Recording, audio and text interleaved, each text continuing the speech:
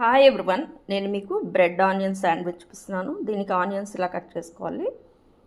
Tomatoes 2, కొత్తిమీర, salt, pepper, జీలకర్ర powder, కొంచెం మనము కారం కూడా వేసుకోవాలి లైట్గా. ఇది ఇద్దరు పీపుల్కి అయితే సరిపోతుంది. ఆనియన్స్ని కొంచెం మనము సాల్ట్లో నానబెట్టుకోవాలి.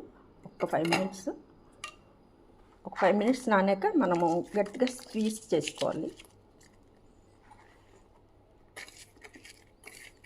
ఇలా నానబెట్టుకుని ఒక 10 మినిట్స్ ఉంచితే దీనిలో వాటర్ అంతా బయటకు వచ్చేసి కొంచెం సాఫ్ట్గా అవుతుంది. ఆనియన్స్ మనము ఇలా సాఫ్ట్గా అవ్వడానికి ఇలా సాల్ట్ వేసి మనం బాగా పిసుక్కోవాలి. పిసుకుని వాటర్ తీసేయాలి. మనం ఆమ్లెట్ వేసినప్పుడు కూడా ఆనియన్స్ సన్నగా కట్ చేసుకుని ఇలా సాల్ట్ వేసి పిసుకుంటే చాలా ఆమ్లెట్ సాఫ్ట్గా వస్తుంది.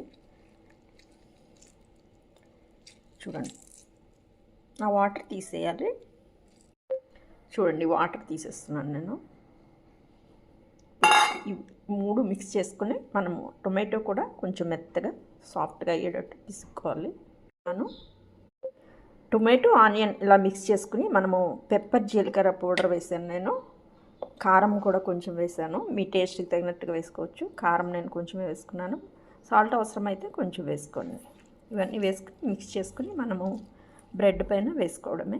నేను బ్రౌన్ బ్రెడ్ తీసుకున్నాను. చూడండి, పెనం పైన మనము కొంచెం ఇలా ఫ్రై చేసుకుని బటర్ వేసుకుని కొంచెం ఫ్రై అయ్యాక మనము ఈ మిశ్రమాన్ని పైన వేసుకుని శాండ్విచ్లో చేసుకోవాలి.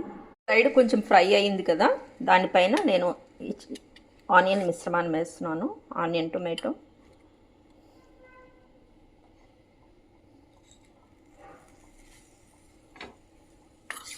మీకు ఎక్కువ కావాలంటే ఎక్కువ వేసుకోండి.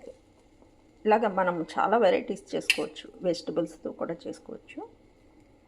బ్రెడ్ ఇలా ఒక సైడ్ ఫ్రై అయ్యాక దాన్ని మనము ఉల్టా తిప్పుకొని పైన ఇట్లా వేసుకోవాలి. అంటే రాగా ఉంటే అంత టేస్టీగా ఉండదు. చూడండి, మనము దీన్ని వెజిటబుల్స్తో కూడా చేసుకోవచ్చు. మనకి ఎలా కావాలంటే అలా వెరైటీగా చేసుకోవచ్చు. చూడండి, ఎంతో టేస్టీగా ఆనియన్ బ్రెడ్ శాండ్విచ్ రెడీ అయిపోయింది. చాలా ఈజీగా తయారు చేసుకోవచ్చు. మనం పైన కొంచెం సాస్ వేసాను. చూడండి, దీన్ని మనం ఏ వెరైటీ మనకి నచ్చిన వెరైటీ ఎలా కావాలంటే అలా చేసుకోవచ్చు. వెజిటబుల్స్తో కానీ, చికెన్ కానీ, నాన్ వెజ్తో ఏదైనా